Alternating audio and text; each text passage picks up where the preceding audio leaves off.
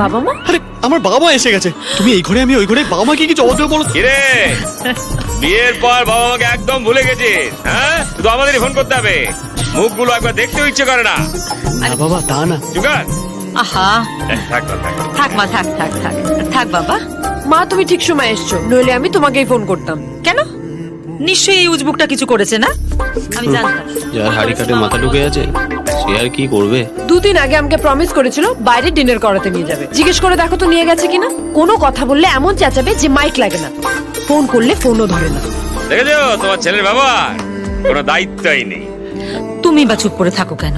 এমন একটা শিক্ষা দিতে পারো না যাতে সারা জীবন ভুলতে না পারে, হ্যাঁ। যেমন আমি ওর বাবাকে দিই। তুমি ওকে উপদেশ দিচ্ছ নাকি আমাকে ইনসাল্ট করছো? চুপ করো, নালে আরো অনেক কথা বেরিয়ে যাবে।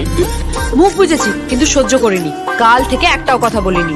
তারপর যখন দেখলাম জব্দ হচ্ছে না, জিনিসপত্র নিয়ে বেরিয়ে গেল।